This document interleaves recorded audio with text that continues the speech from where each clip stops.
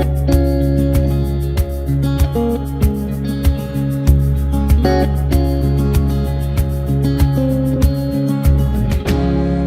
ora team, welcome.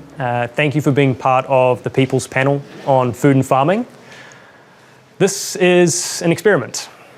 The Food and Fibres People's Panel is just that. It's people who are connected to the food system, either as farmers out in the back blocks of Waikato or down from Southland. We've got people who are more on the urban side, PhDs, nutritionists, and we've got people who campaign for change in the space as well. You aren't CEOs, you're not media trained, you don't represent an organisation. Anything that you mentioned today is your own personal individual perspective.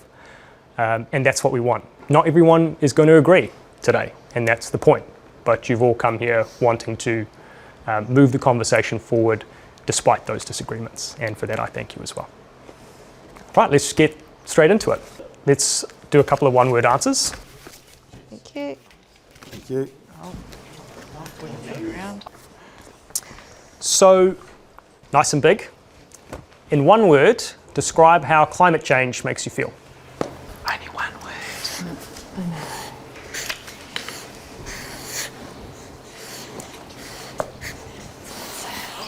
So, in one word, how does climate change make you feel?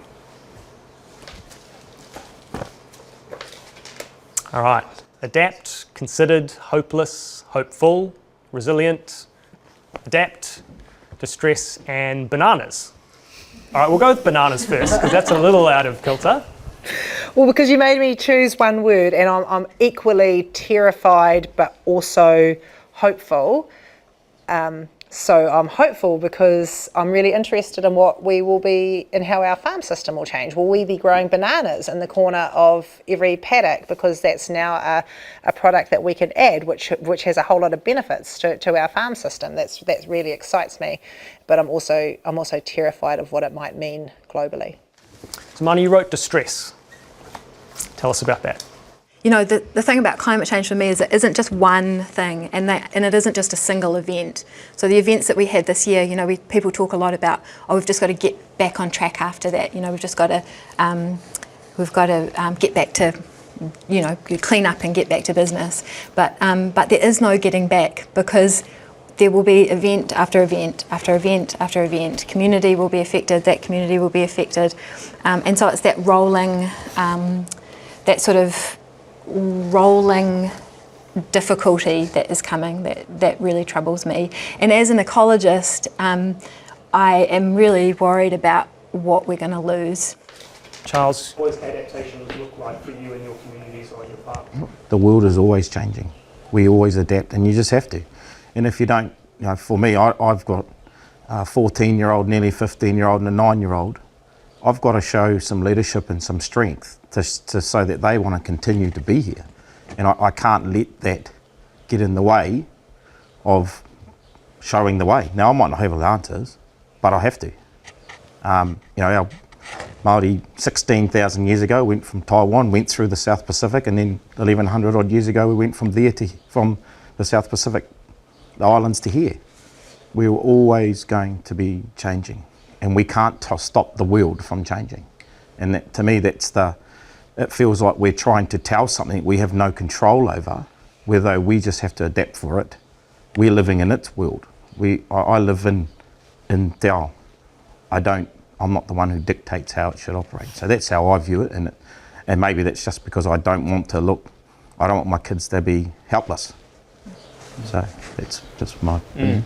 Yeah, I think it's about walking towards the challenge with a mindset that we can survive it and conquer it, and that, you know, Kiwi farming systems have always adapted to multiple different challenges from different areas, and this is no different. I don't think that we will adapt and change, and farming in 100 years' time will look different to what it is now, just like it did 100 years ago.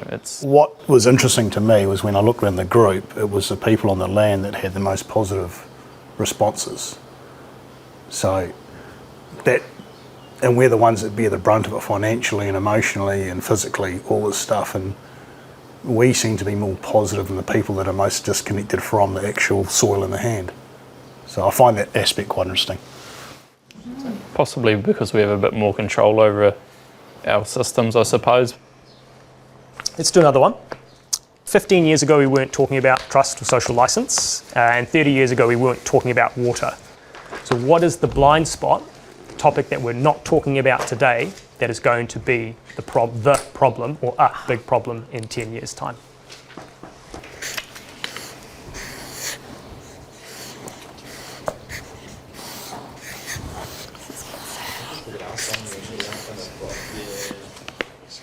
Let's have a look. Okay, succession, malnutrition, food, water, robotics, aging population, blind eye, and cohesion. Cheyenne, water. Like, we haven't talked about water availability. Yeah. And I think that's a real issue that we're not addressing quick enough. And I think for us moving forward, if we don't do something about that now, it's going to be really hard to farm in 20 years, let alone further down the track. Irrigation's not going to look the same. But realistically, are we going to have drinking water? And are we going to have to create drinking water out of thin air, literally, because there's none that's available to us? And I think we're innovators, right? Kiwi farmers and Kiwi in general are innovators. We have that number 8 wire mentality. I think we will create water. We lead the world in a lot of other ways, and I think that's something that we're gonna do. And it won't only be for our communities and for Aotearoa, but it'll be for the world. So that sounds pretty adaptable. You're talking about resilience there. Jon, do you think as a sector we are adapting fast enough to play in the kind of world that Cheyenne's talking about? I think a lot of the discussions that happen become political, and that gets in the road of the sectors actually just getting on with the task. And I think that's probably one of the biggest challenges is when we discuss things like hay waka and water quality, they become polarising and political, and we seem to spend as much time talking about it as we do about working out what we're going to do to fix it. And that's probably a lot of where the frustration I have is the energy spent on discussing it rather than doing what farmers are good at, just getting on with it. And we need to be careful we don't put too many barriers in place that stop the innovation that's been talked about, because we are in the danger of stifling that with how we're heading around regulation. Do you think malnutrition is going to increase in the next 10 years? There are many people who are not getting the nutrients they need to help support growth and development and cognition and to reach their full potential. Nutrients like iron and zinc and B12, which are so important for growth and development and cognition, and these things play a real role in terms of reaching our full potential. And I think we'll see that with kids sort of growing up. And also just the cost of quality protein in this country. Katie, why did you write food? Mine kind of means we're not talking about how food as we know it could be really different in the future, and what we see as food and nutrients could be really, really different. And I don't know if that conversation's been had, because there are young people who do already see food as something different to what perhaps our grandparents' generation saw as food. Not necessarily a bad thing. I think it's a good thing that we might have more options as to what is classified as food. Yeah. There's 2 answers at the back that deal with people. Charles, you're talking about an ageing population, and Nikki, you're talking about social cohesion. What are you worried about with social cohesion? In New Zealand, we've always been a fairly sort of bipartisan, get on with it natured people in many ways. And when I look to America and the polarisation that's occurring over there, where you will get Democrats don't speak to Republicans because they're the enemies, and therefore people have stopped listening to each other. And I just don't think that that's a great place for society, because I think both sides actually lose their empathy. I think we see examples all over the world where that social cohesion being split is not going to a good place. in the context of the New Zealand food and farming system, do you think we are being good kaitiaki or stewards of the land and country that we live in at the moment, in general? There's far more awareness around your systems and what impacts they have. You know, we've got overseer, we've got other tools that, you know, we can use as a guide. While they might not be perfect, they're making everyone self-aware of the impact they have, and that is driving change. And it might not be the rate that people are after, but these, you know, we took 30 years to get here of pretty rapid change, and we can't unwind that in 5 years. And you know, we're talking about people's lives here. So you're comfortable to say that we're being good kaitiaki stewards at a time when upwards of 80% of freshwater fish species are extinct or threatened, similar for seabirds, lost entire portions of forest ecosystems? I would love to say, as an urban consumer, I guess like the one thing you feel might be in your sphere of control is making a change like your diet, because you're not on the farm, you can't see what's happening, and you think, well, if I want to make a difference in this kind of mess that's happening, well, maybe changing my diet is something that I could do. So maybe lots of people do feel empowered by being able to make their little, their little choice that can make change potentially, or not, but at least they feel like they might have done something. When I think about are we being good kaitiaki, I wouldn't just think about agriculture. I'd think about like public transport. I'd think about all these aspects which are driving the degradation of our natural environment, which we rely on for our lives. I think we personalise issues which are not about whether or not you're a good person. They're about, do we have a system that will restore the natural environment? And currently we don't. We've got systems all around us which actively degrade the natural environment, and we have to keep that turn happening.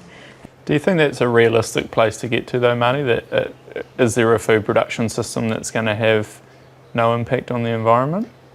No, that won't happen, but you can get to a place where you're actively, I think about the farmers that I was talking about before. You asked me what is a good farmer. I think about the farms that over the last 20 years have actively restored their natural environment. They've measured that restoration. They've seen how things have changed and gotten better, and the biodiversity's come back, and they're still producing food. In some parts of the country, your farm system fits that landscape. It totally fits that landscape. And in some places, like, for example, Gisborne that we were talking about before, forestry has not fitted that landscape. It's been really the wrong land use in the wrong place. So we need to think about what can our land handle? What can our land and water handle? How do we build productive food production systems within the natural capacity of that landscape? Let's build on that example of Gisborne Taituha. Cheyenne, you've been on the ground a lot there post-cyclone. How do you help someone who's in that position right after getting whacked to now move through a pretty extensive land use change to what is the appropriate land use? I mean, that's a hard ask, right? Well, you can't deny it when it is knocking down your front door, right? And the forestry that we see on the coast was planted as a result of Cyclone Bowler, and it was a decision that was made at the time because we thought it was the best decision based on the evidence that we had. And now we have different evidence, and for me, I think as long as we are making decisions based on the evidence that we have, and we are learning from what is going on around us, like, once you know better, you've got to do better. And we now know better. We know that the land use, that, it isn't suitable for that land. And it may have actually taken us putting forestry on that land to realise that. But something has to be done. And I guess the silver lining with the coast is that because so much of it is whenua Māori and access to capital isn't that easy, there is almost a pause and a chance to take a breath and really think about what happens next. And that hasn't been the case for everyone, right? People have put back in what was there before, and there was a rhetoric around build back better, but that's building back what was there before. Whereas on the coast, there's probably a bit more time is being taken.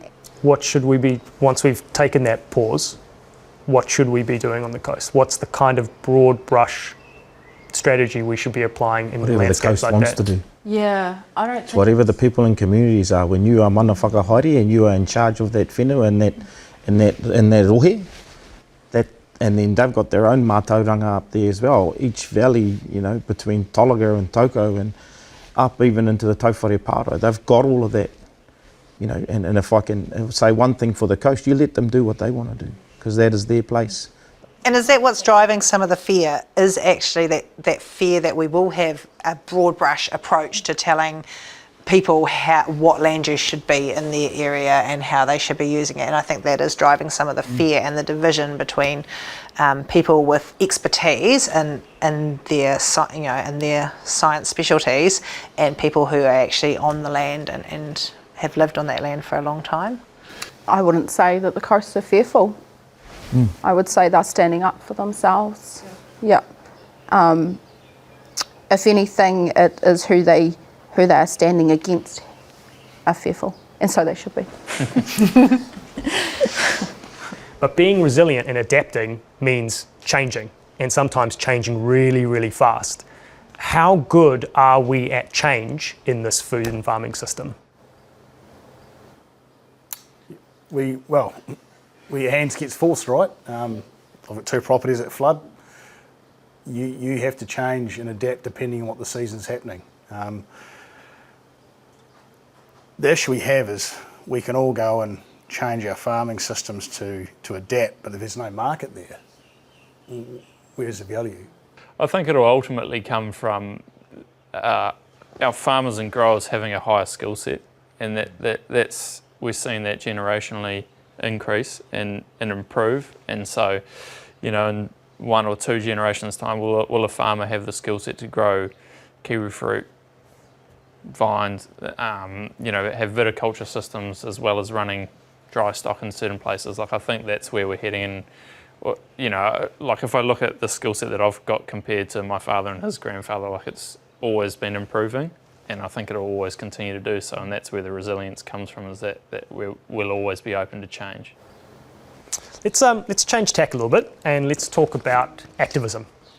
What's probably a little bit newer is this sort of farmer-led grassroots movement, particularly around pushing back against regulatory change. We're talking about groundswell. Jon, you are from Southland. It's where the movement originated. Just tell us a little bit about what you feel is like the driving force behind this new element, or this newer element in the space. I think that the crux of it's come from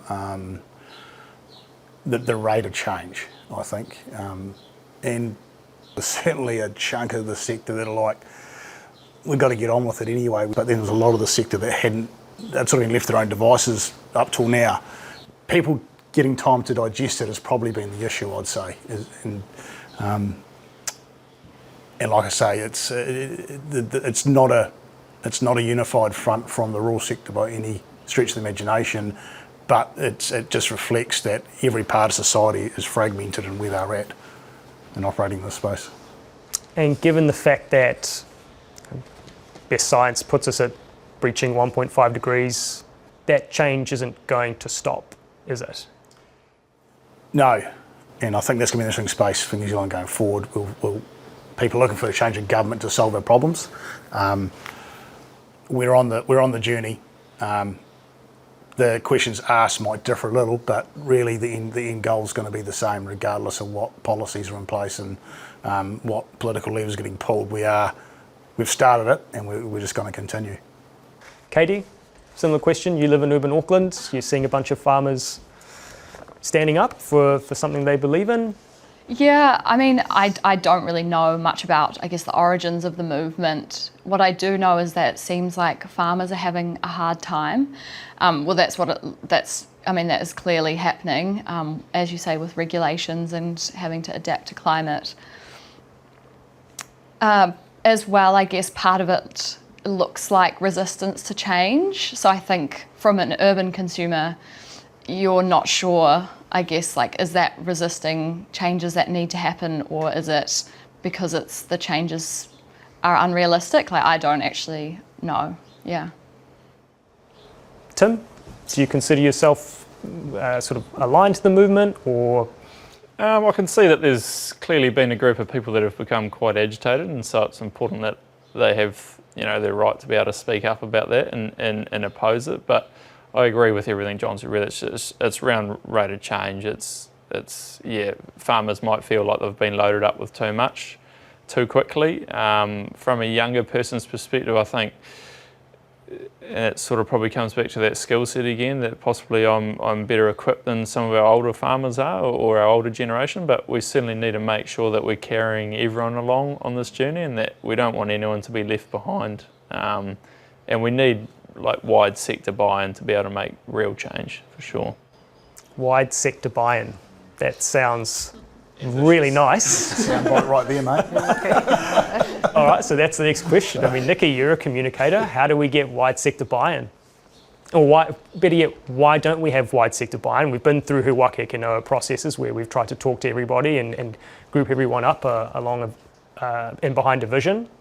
That's had difficulty. Jon, we've agreed that things are going to keep changing harder and faster.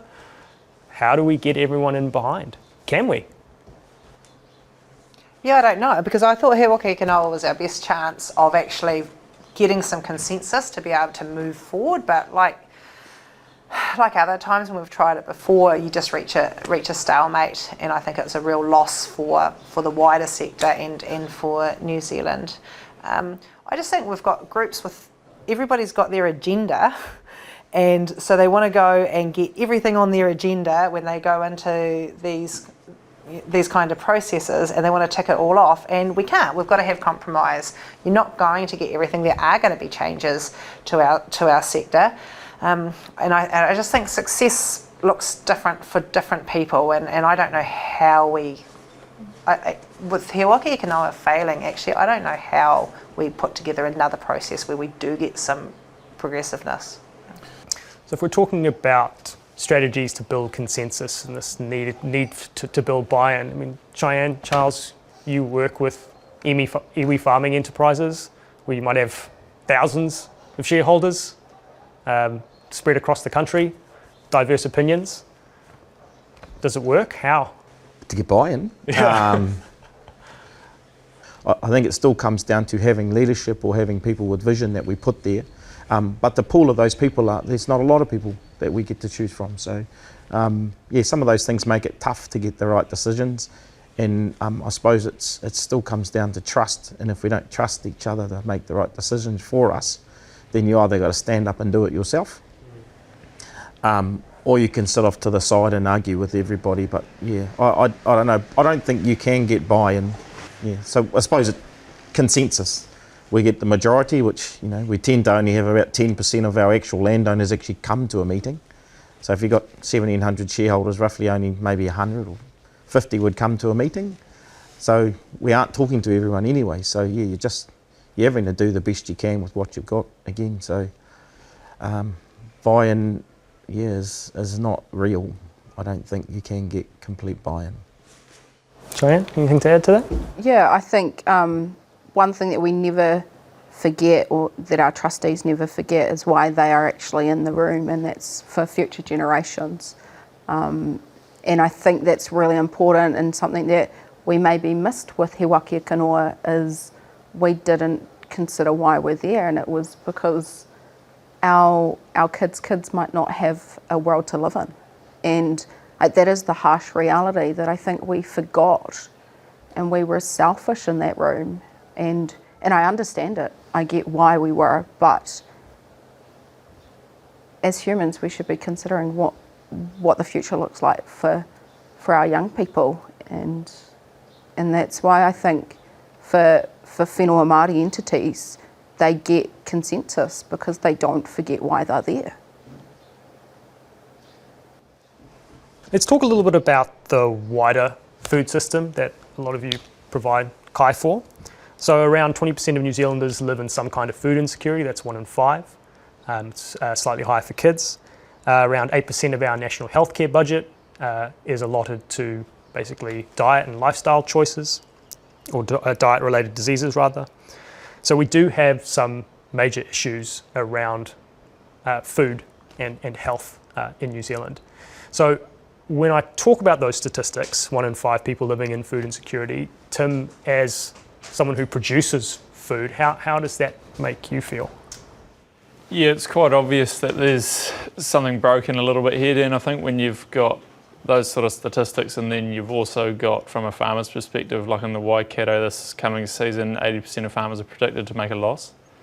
So there's some real disparity there, and it's obvious that it comes down to the supply chain, isn't it? That we're losing too much value there, connecting with our customers more or less. So it's sad, because as a food producer, the main reason you're in it is to create kai for people to eat, you know, and that's the biggest driver that I have, is that I love being able to say that our farming system creates enough beef to feed 5,500 Kiwis.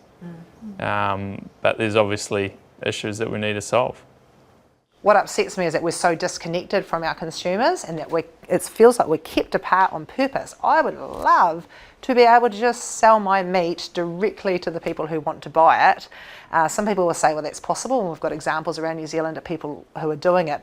But it's almost impossible. Like, it is so difficult to get past the regulations, and I think that is for the benefit of supermarkets. That's for the benefit of our meat companies. They don't want us to be able to cut them out, and I think that's to the detriment of our industry. It's to the detriment of social license too, because imagine if Mikki could ring me up and say, Nicky, can I buy a lamb off you? What pleasure that would be for her to come up with her husband on a Saturday, and me to be able to give her meat that I've grown, and it's something that I think that is a systematic change that we should make. Yeah. We used to do this stuff. We had town supply milk. People had dairy farms on the fringes of town who supplied town milk. That wasn't that long ago. You know, it was in my generation. So what has happened between now and then? And you've got some of our farms, really large farms, who produce a lot of lambs. We may not be the key person to be able to produce a lamb for someone in town, but there might be a guy who's, closer to town, operating 200 odd hectares, mum and dad farm. The opportunity for him. How do we make that opportunity for them?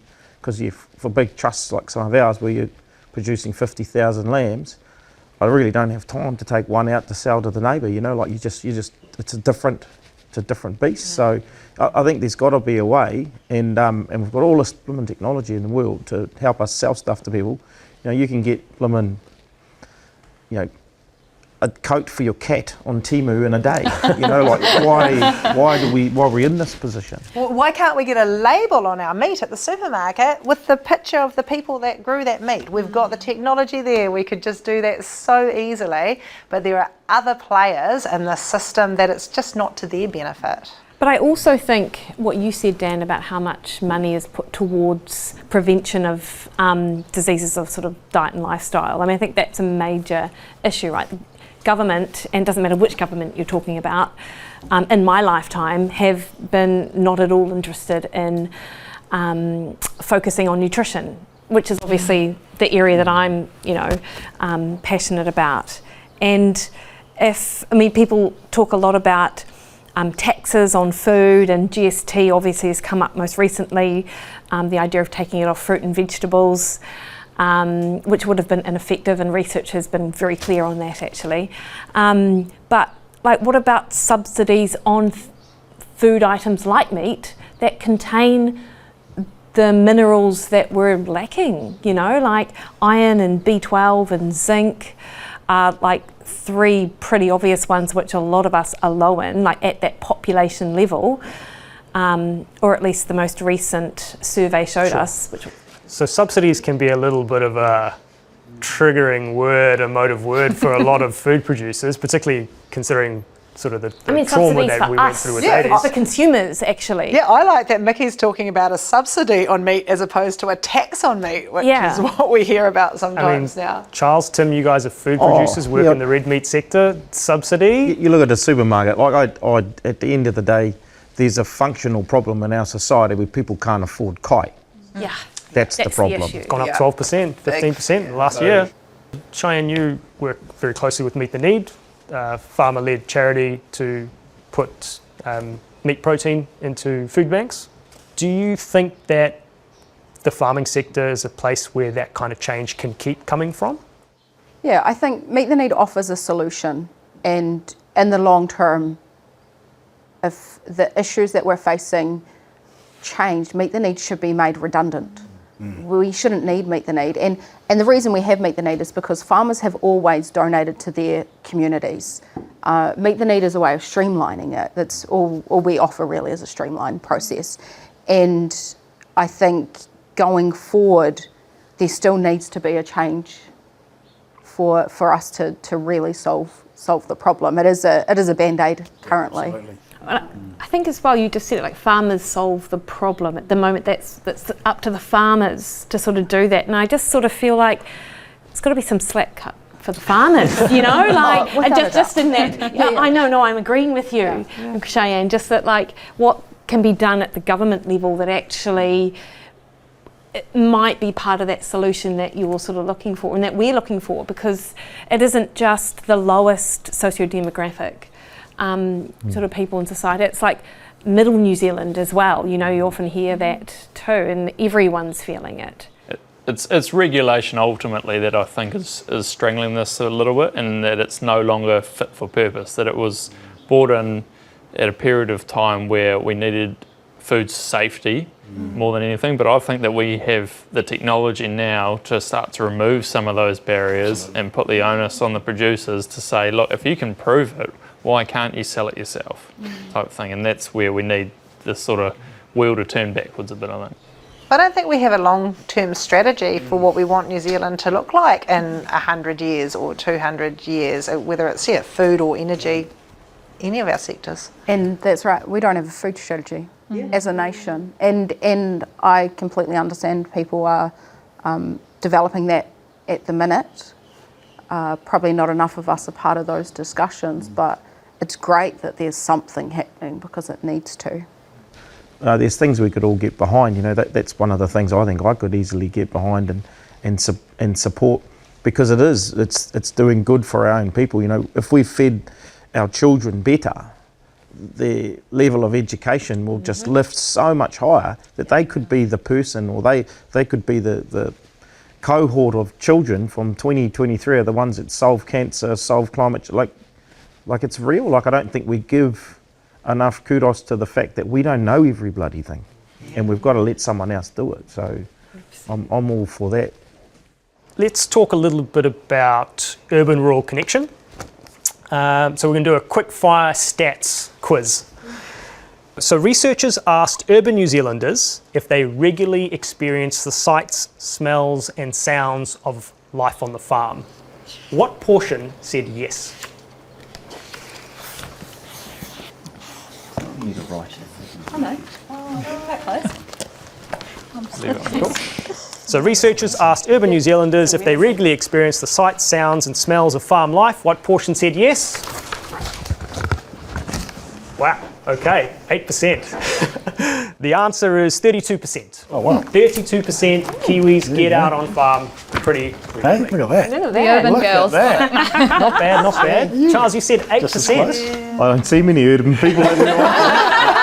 Maybe if you looked at Benidale, no one comes there. Who had the highest? What did you have, Marnie? I had 40%. 40%. Yeah. That's pretty good. So a third of the population, got a third of the population who could get a bit of dirt under their fingernails. Do we think that's enough? No.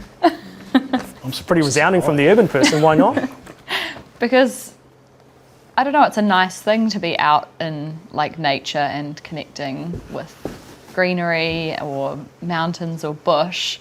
And when you live in an urban centre, you do have to go out of your way to get that connection. So, I mean, obviously, I work a normal work week, and then if I want to in my weekends, I have to make the effort to go out somewhere to, like, you know, find that connection somewhere else, because you're not getting it as much in the city.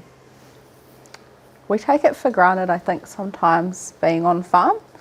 We are breathing fresh air all the time, and I definitely think we take it for granted. I don't really want too many more coming out. And with all due respect, it's I don't want to go into the city either. Yeah. So I'm like, you do what you're good at and I'll do what I'm good at. And we'll just keep a distance. So. I think it's quite interesting as well that the people on the land sort of thought it was lower than the people who are in town. That's possibly a perception that we've got there, that we sort of think that they're further disconnected from us than what they actually are. And maybe if you farmed in Pukekohe or Benidale, you just don't see people. Like we just don't see anybody. And I can understand for some urban people, it's not always by choice. Some physically can't get out of the city. All right, well then let's talk a little bit about this idea of the need to build more connection and build more trust in the food and farming system. Cheyenne, we've been talking about telling our story better for a decade. Are we telling our story better? Yeah, I think we are telling it better. I think there's definitely room for improvement, but the challenge I see is that we're telling our story to each other. We're telling it within an echo chamber of other farmers and other people in our industry, and we're not doing a good enough job of letting other, whether it be urban communities, other communities, learn about what we're doing. And I don't want to say we're telling them a story, because no one likes to be told anything. I think we need to take them on a journey. Yeah. What does that look like? It's a question. A conversation, a two-way conversation. You know, telling a story is one thing, but having a conversation with someone is another. Jon, you founded Ag Proud, which is all about going into, or a part of it was about going into towns, having a barbecue and having one-on-one conversations. What kind of feedback did you get from, urban Kiwis that you plucked off the street to talk to about farming? Yeah, so we made them pretty easy targets by giving them kai for a start. So at the start of the line, you'd be talking to someone who's getting the bread bun and, this is what we're about. Happy to answer any question, this is warts and all farming. There are things we can improve on, but there are reasons why we have to do things for the structure that we're in, so happy to answer any questions.